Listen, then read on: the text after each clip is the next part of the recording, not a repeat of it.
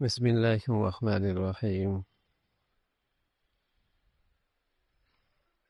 الحمدللہ۔ آج ہماری تلاوت کا آغاز 16ویں پارے سے حضرت موسیٰ علیہ الصلوۃ والسلام حضرت خضر علیہ الصلوۃ والسلام کا سفر ہے۔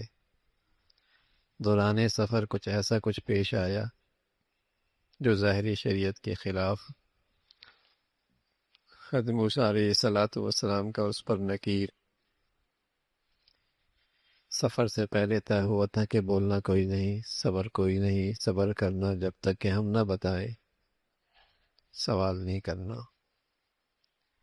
معذرت۔ تیسرا موقع آیا، یہ دونوں حضرات ایک بستی پہنچے۔ بڑے بے مروت قسم کے لوگ تھے، نہ پانی پوچھا نہ ضرورت پوچھی۔ واپس جب اس بستی سے نکلے تو ایک گرتی ہوئی دیوار نظر آئی۔ حضرت خضر علیہ السلام فرمایا چلو اس دیوار کو اچھا کر لیتے ہیں، کھڑا کر دیتے ہیں۔ حضرت موسیٰ علیہ السلام فرمانے لگے احسان کرنا ہوتا تو کچھ بامروت لوگوں کے ساتھ کر دے، یہ تو بڑے بے مروت ہیں، یہ کیا احسان کو احسان سمجھیں گے۔ حضرت خضر علیہ السلام نے فرمایا پس ہو گئی بھائی، ھذا فراق بینی و بینک، تمہارے میرے راستے اب الگ ہو گئے، تم ساتھ نہیں چل سکتے۔ لیکن جاتے جاتے ہم تمہیں یہ بتا دیں کہ تم کیوں صبر نہیں کر پائے، اس کی پیچھے حقیقت کیا تھی۔ جہاں تک معاملہ کشتی کا تھا، ایک ظالم بادشاہ تھا، وہ صحیح اور نئی کشتیوں کو ظلماً لے لیا کرتا تھا۔ میں نے اس کا تختہ نکال دیا، عیب دار کر دیا، تاکہ ملاح کی مزدوری چلتی رہے، کاش اور اس کی غصب سے بچ جائے۔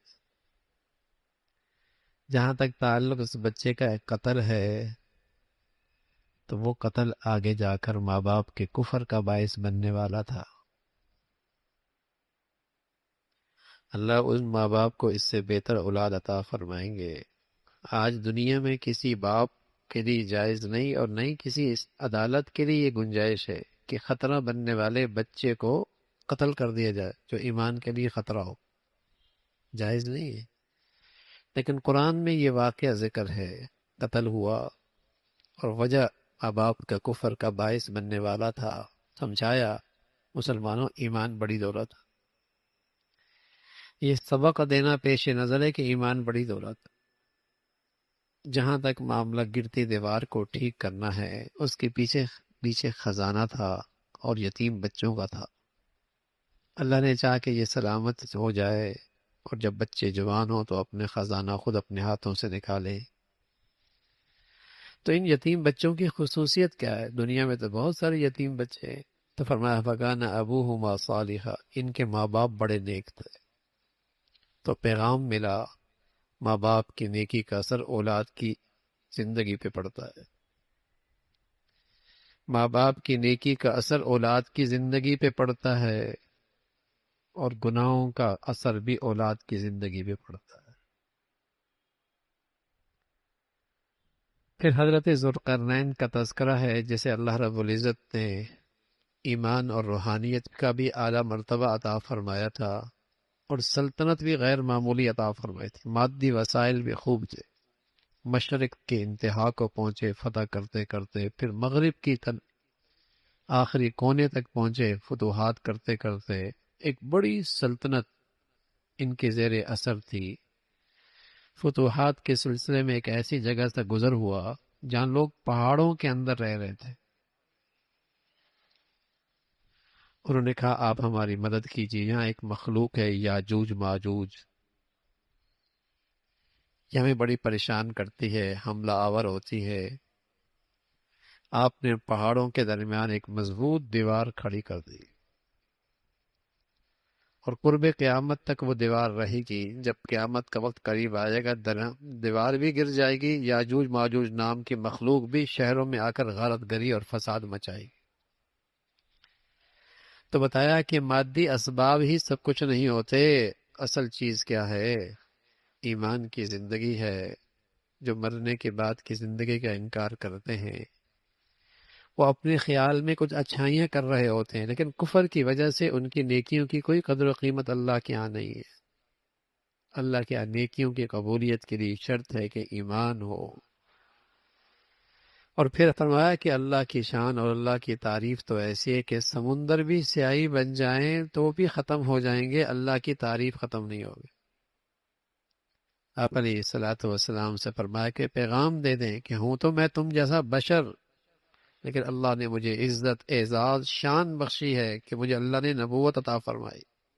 میری کوئی بات اپنی مرضی کی نہیں ہوتی، وحی کی روشنی میں ہوتی۔ اور پیارے رسول صلی اللہ علیہ وسلم تو نہ صرف پیغمبر ہیں، نبی ہیں، بلکہ نبیوں کے امام ہیں، خاتم النبیین ہیں، سید المرسلین ہیں، سارے رسولوں کے سردار ہیں۔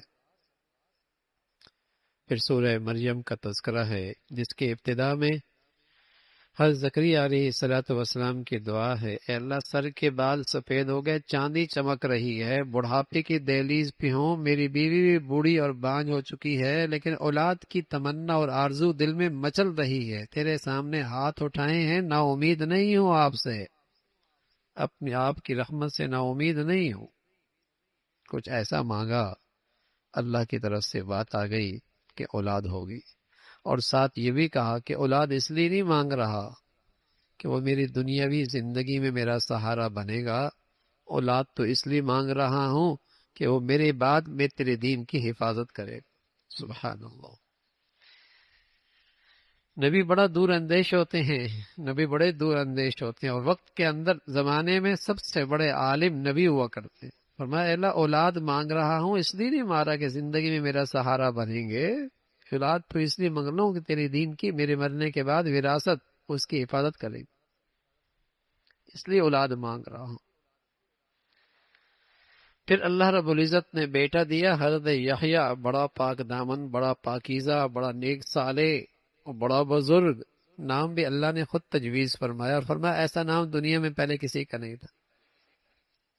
یہ بھی اللہ کی قدرت کی شان تھی کہ بڑھاپے میں بیٹا دے دیا، لیکن اس سے بھی زیادہ اللہ کی قدرت کی شان کہ مریم علیہ الصلاۃ والسلام بیت المقدس کے مشرقی حصے میں تنہائی میں عبادت کے لیے گئی، اتنے میں انسانی شکل میں جبرائیل امین آ گئے، انسانی شکل میں۔ پاک دامن عورت تھی، پاکیزہ زندگی تھی، اجنبی مرد کو سامنے دیکھ کر گھبرا گئی، اے اللہ کی پناہ دور ہو جا مجھ سے۔ شریف بچیاں، پاک دامن بچیاں کہاں مردوں کو، اجنبی مردوں کو اپنے سامنے دیکھ کر برداشت کرتی ہیں؟ حیا جو ہے، غیرت جو ہے، ایمان جو ہے، تو خلوت میں اجنبی مرد کو دیکھ کر گھبرا گئی، اے اللہ کی پناہ دور ہو جا مجھ سے۔ جبرائیل امین نے فوراً فرمایا میں تو اللہ کا فرشتہ ہوں، تجھے بیٹے کی خوشخبری دینے آیا ہوں۔ تو میرا بیٹا، شادی کوئی نہیں ہوئی اور بیٹا؟ فرمایا قال کذالک قال ربک، تیرے رب نے یوں ہی کہا ہوگا۔ تھوڑی دیر میں حضرت مریم امید سے ہو گئی، اللہ کی طرف سے حکم آیا کہ جہاں بیٹھی ہو تازہ کھجوریں کھاؤ، پانی پیو، اور اللہ نے بیٹا دے دیا، اور بیٹے کا نام تھا حضرت عیسیٰ علیہ السلام۔ اب جب قوم کے پاس بچہ اٹھا کے لائی، فعادت بھی قوم تحملو، قوم نے تو طرح طرح کی بولیاں، طرح طرح کی باتیں، طرح طرح کے بہتان، یہودی سارے اکٹھے۔ قالوا یا مریم لقد جئت شیئا فریا یا اخت ہارون ما کان ابوک امرأ سوء وما کان امک، تیری ماں بری نہیں تھی، تیرا باپ برا نہیں تھا، تیرا بھائی ہارون ایسا نہیں تھا، تو نے یہ کیا کیا ہے؟ بچہ کہاں سے آ گیا؟ حضرت مریم کو اللہ کا حکم تھا کہ بولنا نہیں ہے، چپ کا روزہ رکھنا ہے۔ اشارہ کر دیا، فاشارت الیہ، اس سے پوچھ لو، اس بچے سے پوچھ لو۔ وہ اور غضبناک ہو گئے کہ بچہ معصوم دودھ پیتا کیا بولے گا، ہمارے سوال کا جواب دے گا؟ اتنے میں بچے نے تقریر شروع کر دی اور کہنے لگے انی عبد اللہ، سب سے پہلا جملہ جو کہا انی عبد اللہ، اور ایسا جملہ کہا کہ پوری عیسائی دنیا کی مذہبی عمارت دھڑم سے گری ہے، پوری عیسائی دنیا کی مذہبی عمارت دھڑم سے نیچے گری ہے کہ میں خدا نہیں، نہ خدا کا بیٹا، میں تو اللہ کا بندہ ہوں۔ نہ میں خدا ہوں نہ میں خدا کا بیٹا ہوں، میں تو اللہ کا بندہ ہوں۔ مجھے اللہ نے یہ اعزاز بخشا ہے کہ میں اللہ کا بندہ ہوں، مجھے اللہ نے اعزاز بخشا ہے کہ مجھے اللہ نے وحی اور نبوت دی، مجھے اللہ نے اعزاز بخشا ہے کہ میں ماں باپ کا فرما بردار ہوں، مجھے اللہ نے اعزاز بخشا ہے میں اللہ کے حکموں کا پابند، نمازوں کا اہتمام کرنے والا ہوں، مجھے اللہ نے اعزاز بخشا ہے، میرا تکبر غرور نہیں ہے، اللہ نے مجھے اعزاز بخشا ہے۔ دنیا آخرت میں اللہ نے میرے لیے امن اور سلامتی کا وعدہ فرمایا، تقریر کر دی، سارے اعزازات گنا دی، اور فرمایا یہ کون ہے؟ فرمایا عیسیٰ ابن مریم۔ قرآن میں کسی عورت کا نام نہیں ہے، بہت ساری خواتین کے قرآن میں ذکر ہے، نام کسی کا نہیں، نام صرف حضرت مریم کا ہے۔ اس غلط عقیدے کی تردید ہے کہ عیسیٰ مریم کے بیٹے ہیں، اللہ کے بیٹے نہیں ہیں۔ اس کا تذکرہ فرمایا۔ پھر ابراہیم علیہ السلام کا اپنے باپ کو اللہ کی وحدانیت کی دعوت دینا، باپ مشرک تھا، کافر تھا، دعوت ضرور دی لیکن ادب کا خیال رکھا، کافر مشرک باپ کے ساتھ بھی ادب کا لحاظ رکھا، جھڑکا نہیں، یا ابد الفاظ ادب کے۔ باپ غضبناک ہو گیا، غصے ہو گیا، پتھروں سے سنسار کر دوں گا، گھر سے باہر کر دوں گا، باز آ جا۔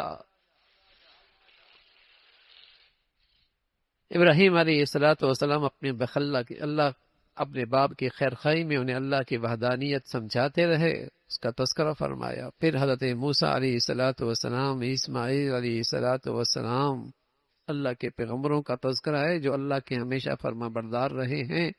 فرمایا ان کے جو ناخلف پیچھے پیدا ہوئی ہے، انہوں نے پیغمبروں کی وراثت کو ضائع کر دی، شریعت دین کی وراثت کو ضائع کر دی، اور نمازیں ضائع کرنے لگ گئے، اور نفس پرستی اور شہوتوں کے پیچھے پڑ گئے۔ یہ ان پیغمبروں کے پیروکاروں کی بات ہے، اور آج سچے نبی کے پیروکاروں کا حال بھی یہی ہے۔ کتنے ہیں نمازی، کتنے ہیں روزے دار؟ فخلف من بعدهم خلف اضاعوا الصلاۃ، پیغمبروں کے پیچھے آنے والے بڑے ناخلف، پیغمبروں کی جو دین کی وراثت تھی اسے ضائع کر دیا، نمازیں ضائع کرنے لگے۔ اللہ کریم کا قانون ہے، جو ایمان لایا اور اس نے توبہ کر لی اور اچھے اعمال کر لیے، اس کے لیے جنت کے بالا خانے ہیں۔ کفار مسلمانوں سے کہا کرتے تھے اگر تم اللہ کے ہاں مقبول ہو تو ٹھاٹ باٹ کی زندگی ہم گزار رہے ہیں، کھانے کے لیے تمہارے پاس نہیں ہے کچھ، اور تم کہتے ہو کہ تم اللہ کے مقبول ہو۔ یہ کفار مسلمانوں کو تانا دیا کرتے تھے کہ ٹھاٹ باٹ کی زندگی ہماری ہے، محفلیں ہماری سجتی ہیں، دنیا کی رونق ہمارے گھروں میں ہے، اور تم کہتے ہو اللہ تم سے راضی ہے۔ تو اللہ رب العزت نے جواب دیا کہ پہلی بھی قوموں کے پاس کتنا دنیا کے نقشے اچھے تھے، اللہ کی پکڑ کیسی ہوئی ان کی؟ اللہ کی پکڑ کیسی ہوئی؟ پھر آخرت کا تذکرہ فرمایا کہ جہنمی رسوا ہو کے جہنم کی طرف ان کو گھسیٹ کے لے جایا جائے گا، اور ایمان والوں کو پورا پروٹوکول دیا جائے گا۔ اور پھر ایمان کی ایک خوبی اس دنیا میں یہ بتائی کہ جہاں ایمان کی زندگی ہوتی ہے، جہاں صحت مند ایمانی زندگی ہوتی ہے، وہاں محبتوں کی زندگی ہوتی ہے۔ جس گھر میں جھونپڑی ہو یا کوٹھی، جہاں صحت مند ایمان کی زندگی ہوگی وہاں محبتیں بھی ہوں گی، اور جن گھروں سے صحت مند ایمان کی زندگی نکلے گی وہ محبت بھی ساتھ لے جائے گی، چاہے ہر ایک کی گاڑی الگ الگ ہو، اور چاہے ہر ایک کا ڈرائنگ روم الگ الگ ہو، اور چاہے ہر ایک کے گھر کی زندگی کی سہولیات الگ الگ ہو، اگر اس گھر سے اللہ کا دین نکلا اور ایمان کی زندگی نکلی تو وہ گھر محبتوں سے خالی ہو جائے۔ یہ پتھر پہ لکیر ہے، مشرق مغرب شمال جنوب میں کوئی گھر اس کے خلاف نہیں ملے گا آپ کو۔ اور جہاں ایمان صحت مند زندگی ہوگی وہاں محبتوں کی فضا ہو، باپ بیٹے میں، میاں بیوی میں، بہن بھائی میں، وہ محبتوں کی زندگی ہے۔ اور جہاں سے دین نکلا، جہاں سے ایمان کی زندگی نکلی، اور جتنی نکلی اتنی محبت میں کمی آ جائے گی، پوری نکل گئی تو بالکل ہی ختم ہو جائے گا۔ اس لیے آج مغرب میں چونکہ ایمان کی زندگی نہیں ہے تو وہ بچوں کو نہیں رکھتے، کتوں کو رکھتے۔ ان کی بہت ساری سوسائٹیاں ایسی ہیں جہاں بچے کم ہیں، کتے زیادہ ہیں، اس لیے وہ کہتے ہیں کہ بچے پیار نہیں کرتے، کم سے کم کتے ساتھ تو رہتے۔ لیکن جہاں ایمان کی زندگی ہے، باپ بوڑھا ہے، چلا نہیں جاتا، کھڑا نہیں ہو جاتا، فرما بردار اس کی خدمت کو اپنی سعادت سمجھتا ہے۔ لیکن صحت مند ایمان بیٹے میں ہوگی تب ایسا ہوگا۔ بیٹا پیدا ہوا لیکن معذور پیدا ہوا، محتاج پیدا ہوا، باپ ساری زندگی اس کی خدمت کرتا ہے، بشرطے کہ باپ ایمان والا ہونا۔ یہ محبت کا رشتہ بغیر ایمان کے نہیں آتا، یہ صحت مند ایمان کے ساتھ۔ تو قرآن بتا رہا کہ جہاں صحت مند ایمان کی زندگی ہوگی وہاں محبتوں کی زندگی ہو۔ پھر سورہ طٰہٰ کا تذکرہ ہے، اللہ کے نبی صلی اللہ علیہ وسلم کو تسلی ہے کہ اتنی مشقت نہ اٹھائیں اب میری عبادت میں۔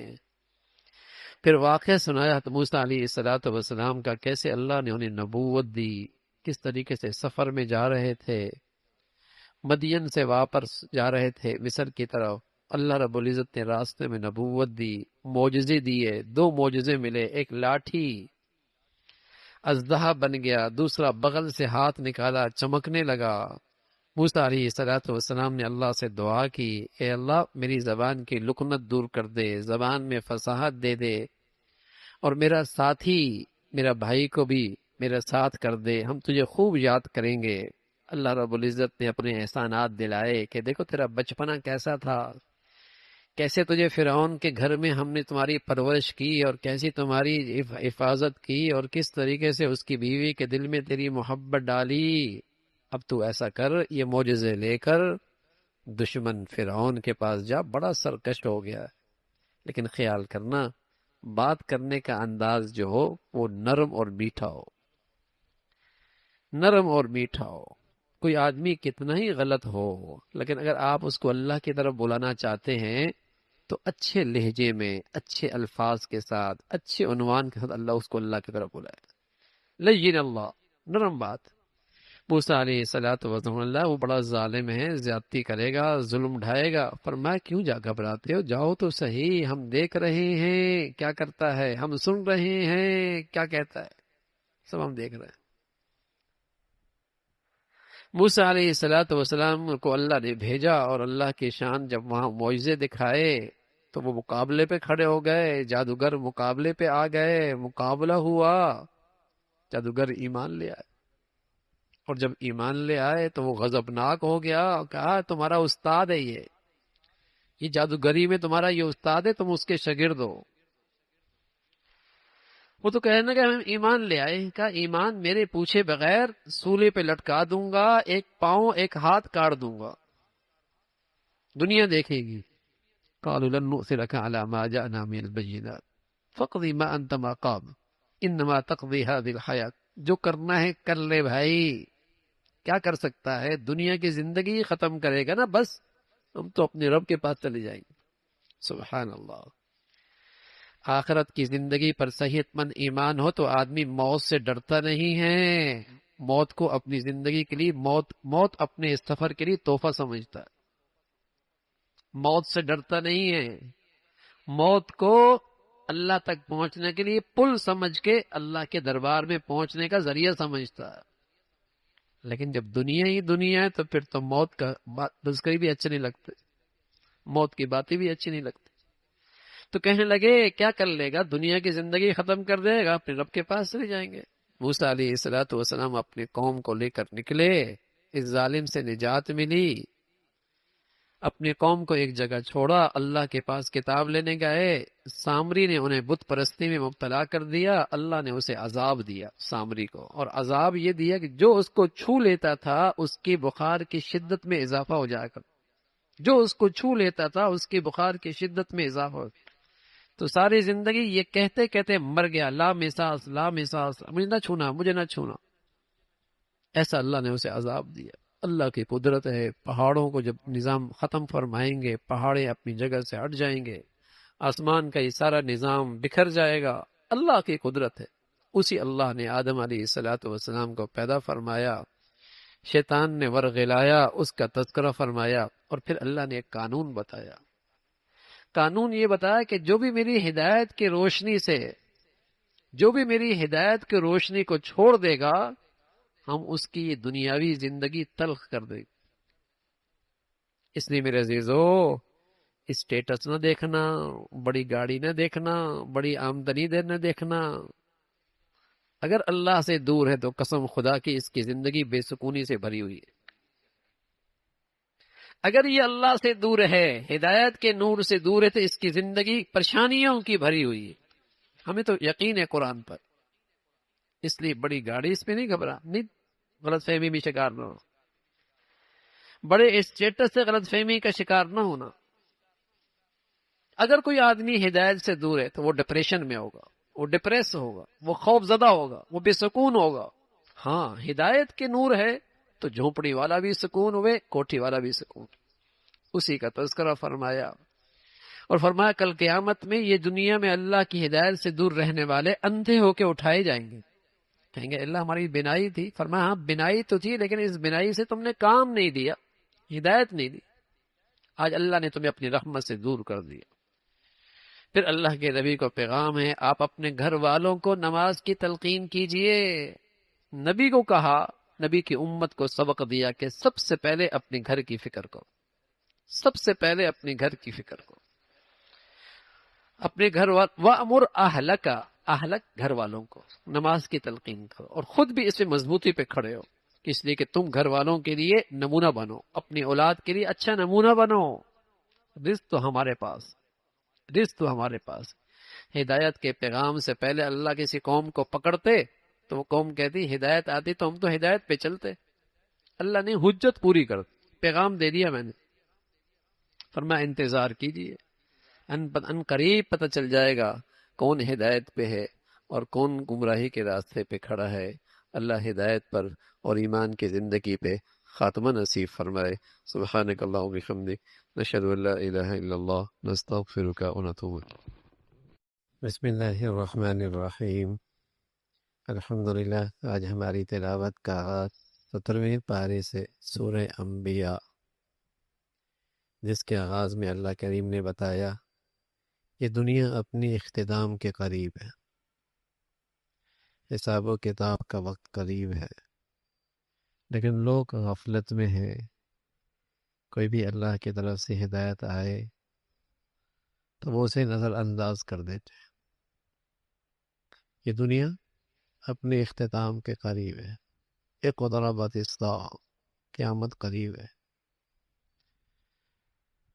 اور حساب کا وقت آنے والا ہے. لوگ غفلت میں ہیں، ان کے دل غافل ہیں، آپس میں کہتے ہیں یہ شخص تو ہماری طرح ہی ایک انسان ہی ہے، رسول کائے کا، رسول کیسے ہے. کبھی کہتا ہے یہ تو اس کا کلام تو سحر ہے، کبھی کہتے ہیں یہ شعر ہے، کبھی کہتے ہیں یہ کیسا رسول ہے کہ کھانے پینا اور بشری تقاضے بھی اس کے ساتھ لگی ہوئی ہیں. تو اللہ تعالیٰ نے فرمایا کہ ہر پیغمبر آیا تو انسان ہے، اور اس پر بشری تقاضے بھی ساتھ تھے، بال بچے بھی تھے، کھانا پینا بھی تھا، لیکن وہ اللہ کا رسول ہوتا اور رسالت کے منصب پہ ہوتا ہے. اسے اللہ اپنی وحی سے اس کی رہنمائی فرماتے ہیں. کہنے کہ یہ کوئی ایسا معجزہ نہیں دکھا رہا جو پہلے پیغمبر دکھایا کرتے تھے. فرمایا قرآن سے بڑا کیا معجزہ ہو. اور فرمایا اس قرآن کی خصوصیت ہے کہ کسی بھی قوم کو دیکھ لیں تو اس کی تصویر آپ کو اس میں نظر آئے گی. ناکام لوگوں کا تذکرہ بھی ہے، کامیاب لوگوں کا تذکرہ بھی ہے، فرما برداروں کا بھی ہے، نافرمانوں کا بھی ہے، ایمان والوں کا بھی ہے، کفار کا بھی ہے. ہر قسم کے لوگوں کا تذکرہ اس میں. فرمایا تمہارا بھی اس میں تذکرہ ہے. قرآن ایک آئینہ ہے، جو اپنے آپ کو اس میں دیکھنا چاہے تو نظر آئے گا اس کو۔ ایک بزرگ تھے احنف بن قیس رحمۃ اللہ علیہ، اپنے آپ کو دیکھنے لگے، دیکھتے دیکھتے ایک آیت 10ویں سپارے کی ایک آیت پر پہنچے تو فرمانے لگے اے اللہ میں نے اس آیت کے آئینے میں اپنے آپ کو دیکھ لیا، اور اس کا مفہوم یہ تھا کہ نیکی بھی کرتا ہوں، برائی بھی ہو جاتی ہے، لیکن اپنی برائی کا اعتراف کرتا ہوں کہ مجھ سے غلط ہو گیا، غلط ہوا، اپنی غلطی پہ اصرار نہیں کرتا، اور اپنی غلطی کو نیکی نہیں بناتا، اور اپنی برائی کو اچھائی نہیں سمجھتا، غلطی کو غلطی سمجھتا ہوں، ہو جاتی ہے غلط، اعتراف کرتا ہوں۔ تو قرآن آئینہ ہے۔ پھر مختلف قوموں کا تذکرہ فرمایا جو اپنی عیش و عشرت کی زندگی گزار رہی تھی، جب اللہ کے عذاب کی آثار نظر آئے تو بھاگ نکلے۔ اللہ نے فرمایا بھاگنے کی ضرورت نہیں، وہیں رہو، اب تمہیں اپنے عیش و عشرت کے اندر ہی ہلاک کیا جائے گا، تمہارے یہ سارے مادی نقشے تمہیں نہیں بچا سکتے۔ ایسی پکڑ ہوئی کہ وہ بجھی ہوئی خاک کی طرح ہو گئے، خاموش۔ فرما اللہ ایک، اگر دو خدا ہوتے تو نظام کیسے چلتا؟ ایک کہتا ہے بارش ہونی چاہیے، ایک کہتا ہے نہیں ہونا چاہیے، ایک گرمی ایک سردی۔ معبود برحق ایک ہے، اور ہر نبی کی دعوت یہی رہی ہے کہ اللہ کے سوا کوئی معبود نہیں، اس کا کوئی شریک نہیں ہے، اس کی قدرت کی نشانیاں ہیں، زمین و آسمان کا یہ سارا نظام۔ صدیوں سال پہلے ایک حقیقت قرآن نے بتائی کہ سارے آسمان اور زمین یہ ایک تھے۔ آج 200 سال بعد ماہرین فلکیات کہتے ہیں کہ ہاں یہ سارے سیارے آپس میں ملی ہوئے تھے، بعد میں ان کو جدا کیا گیا۔ تو صدیوں سال پہلے قرآن نے اس حقیقت کو بتایا کہ زمین و آسمان ایک تھا۔ پھر اللہ نے آسمان اور زمین کو الگ کر دیا، آسمان فرشتوں کے رہنے کے لیے، زمین انسانوں کے رہنے کے لیے، اور بتایا کہ ہر چیز کی زندگی پانی سے ہے۔ اور آج دنیا تحقیق پہ بیٹھی ہے کہ ہر چیز جس میں زندگی ہے اس کی اصل پانی ہے، پودا ہے، کیڑا ہے، جس چیز میں زندگی ہے اس کی اصل پانی سے۔ یہ انکشاف صدیوں سال پہلے قرآن نے کیا، تو اس سے بڑا کیا معجزہ ہو سکتا کہ ہر چیز کی زندگی پانی سے۔ اور اس اللہ کریم نے زمین پہ پہاڑ گاڑ دیے، اور پہاڑوں میں راستے بنا دیے۔ سورج چاند کا یار سارا نظام ہے، ستارے ہیں، ہر ایک اپنے اپنے مدار میں ایک نظم کے ساتھ چل رہے ہیں۔ اگر ذرا بھی اپنے مدار سے ہٹے تو اس کائنات کا نظام درم برم ہو جائے، اور صدیوں سے چل رہا۔ کون ذات؟ ایک اللہ کی ذات، ایک اللہ کی ذات۔ اور بتایا کہ نعمت اور مصیبت دونوں آزمائش ہے، نعمت اور مصیبت دونوں میں آزمائش ہے۔ نعمت میں یہ آزمائش ہے کہ شکر کتنا کرتا ہے، مصیبت میں یہ آزمائش ہے کہ صبر کتنا کرتا ہے۔ نعمت اور مصیبت دونوں آزمائش ہے، اور ایمان والا نعمتوں میں شکر کرتا ہے، مصیبتوں میں اللہ کا رضا کی خاطر صبر کرتا ہے۔ اسی کا تذکرہ فرمایا اللہ کے پیغمبروں کے ساتھ ان کی قوموں نے یہی سلوک کیا، مذاق اڑایا، لیکن ایک دن آنے والا ہے جہاں سارے اعمال کا وزن ہوگا۔ اللہ میزان ترازو رکھیں گے، اعمال تولے جائیں گے، ذرہ ذرہ تولا جائے گا۔ زبان کے یہ بول فضا میں ختم ہو گئے، نہ ختم نہیں، ریکارڈ ہو گئے، اعمال تولے جائیں گے۔ بات کیسے تولی جائے گی؟ تو آج تو آسان ہے، آج تو گرمی بھی تولی جاتی ہے، سردی بھی تولی جاتی ہے، ہوا کا بھی وزن معلوم کیا جاتا ہے، اس کی گرمی سردی بھی معلوم کی جاتی ہے، تو اللہ کے لیے اعمال تولنا کیا مشکل۔ پھر اللہ کی پیغمبر حضرت ابراہیم علیہ السلام کا تذکرہ ہے۔ ایسے ماحول میں ان کو اللہ نے بھیجا جہاں ہر طرف شرک ہی شرک تھا، بت بنائے ہوئے تھے، بت خانے تھے، ان کے سامنے جا کر عبادت کرتے تھے، نظر و نیاز ان کے سامنے رکھا کرتے تھے۔ ابراہیم علیہ السلام انہوں نے بہت سمجھایا، لیکن انہیں سمجھ میں نہیں آ رہی۔ ابراہیم علیہ السلام نے فرمایا چلو کوئی عملی انداز اختیار کیا جائے ان کو سمجھانے کا۔ ایک ان دن ان کا جشن کا تھا، باہر نکلے، آپ بت خانے میں داخل ہوئے، اور بت خانے کسی کی گردن اڑائی، کسی کا سر اٹھایا، کسی کی ٹانگ کاٹی، کسی کا بازو توڑا، اور سب سے بڑے کو کچھ نہیں کہا، اس کے کندھے پہ وہ ہتھوڑا رکھ دیا۔ اب جب وہ قوم آئی، اپنے خداؤں کا یہ حال دیکھا، غضبناک ہو گئی، تذکرے کرنے لگے کون ہے یہ؟ کہا ایک نوجوان ہے جسے ابراہیم کہتے ہیں، وہ کبھی بھی ہمارے معبودوں کا تذکرہ اچھا نہیں کرتا۔ اس کو بلاؤ، انت فعلت هذا بآلیتنا یا ابراہیم، ابراہیم تو نے ہمارے خداؤں کے ساتھ یہ اشر کیا ہے؟ فرمایا کبیرہم فاسألوا، بڑے سے پوچھ لو، اس کے بڑے سے پوچھ لو، بیٹھا ہے اس سے پوچھ لو کس نے کیا ہے۔ شرمندہ ہوئے، جانتے ہو یہ تو بولتے نہیں ہیں۔ فرمایا تف ہے تم پہ، جو اپنا بچاؤ نہیں کر سکتے وہ کیسے خدا ہیں کہ تمہاری حفاظت کریں؟ افل لکم، تف ہے تم پہ۔ ہاں بھائی، جب اللہ کا در آدمی چھوڑتا ہے تو پھر پتھروں کے سامنے سجدے کرتا ہے، پھر آگ کو پوجا کرتا ہے، چمک دمک والے کوئی بھی کنارے پہ جا کے سجدہ ریز ہو جاتا ہے، خدا کی پھر ایسی مار پڑتی ہے۔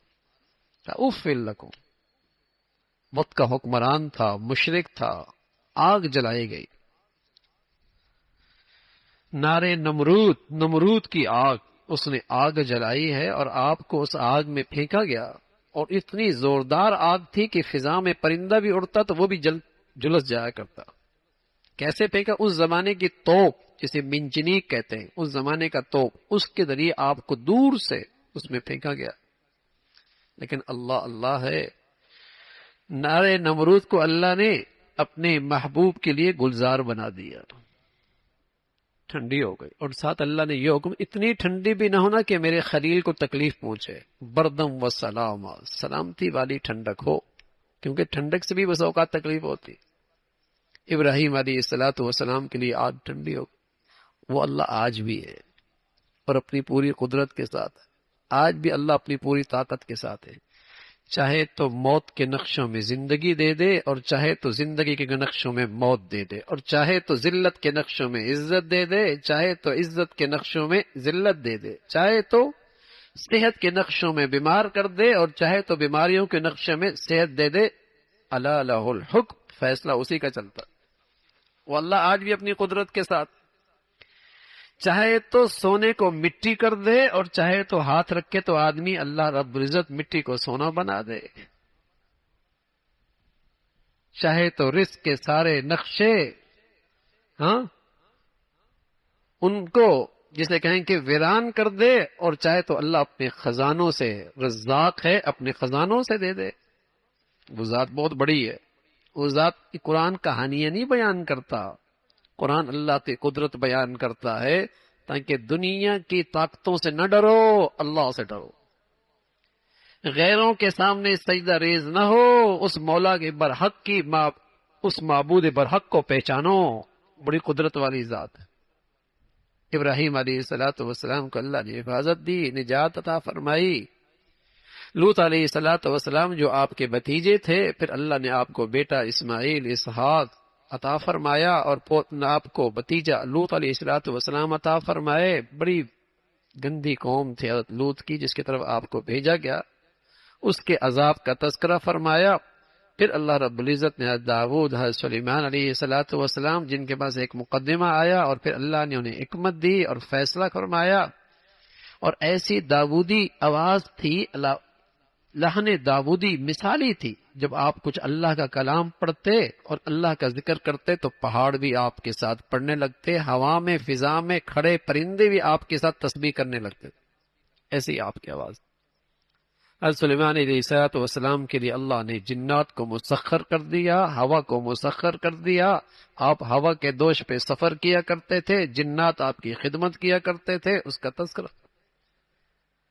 حضرت ایوب علیہ الصلوۃ والسلام بڑی آزمائش سے گزرے، اللہ کے بڑے پیارے، بڑے آزمائش سے گزرے، لیکن آپ اللہ میاں آپ کی بڑی تعریف کرتے ہیں کہ میرا ایوب میرا وہ بندہ ہے جس نے میری طرف رجوع میں کمی نہیں کی، اور پھر اللہ کی رحمت متوجہ ہوئی اور آپ کو صحت ملی، آزمائش کے دن ختم ہوئے۔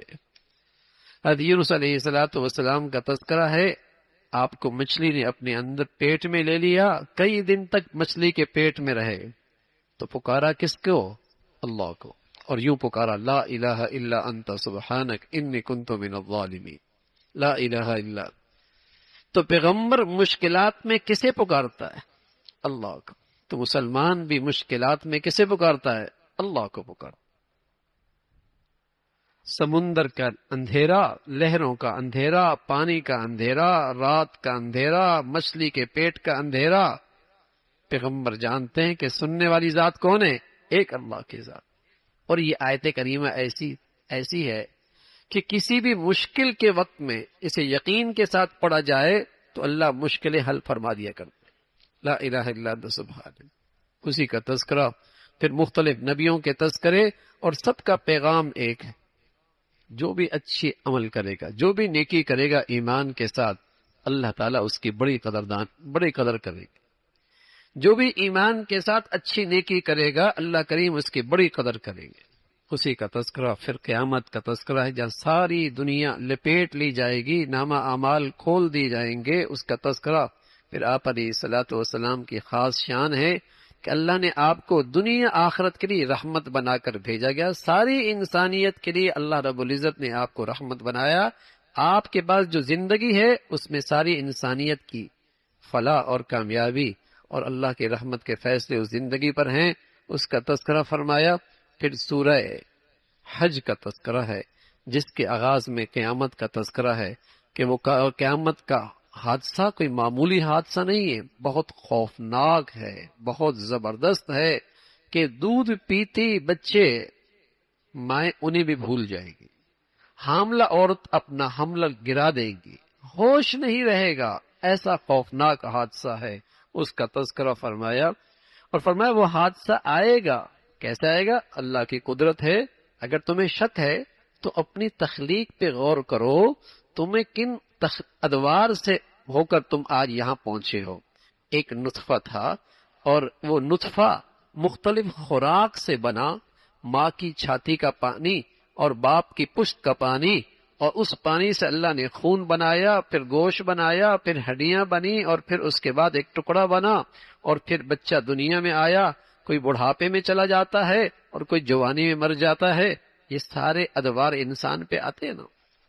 تو جو اللہ رب العزت مختلف ذروں سے اکٹھا کر کے ایک پانی سے انسان بنا سکتا ہے، اس ذات کے لیے انسانوں کو دوبارہ زندہ کرنا کیا مشکل، وہ بڑی قدرت والی ذات، اسی کا تذکرہ فرمایا۔ لیکن فرمایا بعض لوگ ایسے جو اللہ کی بندگی کرتے ہیں لیکن ان کی نظریں مفادات پر ہوتی، اللہ کی عبادت کرتے ہیں لیکن ان کی نظریں مفادات پر ہوتی۔ اگر اس بندگی سے مفادات پورے ہو رہے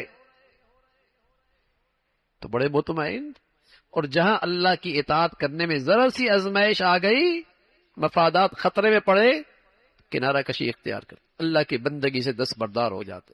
فرمایا دنیا آخرت ان کی برباد۔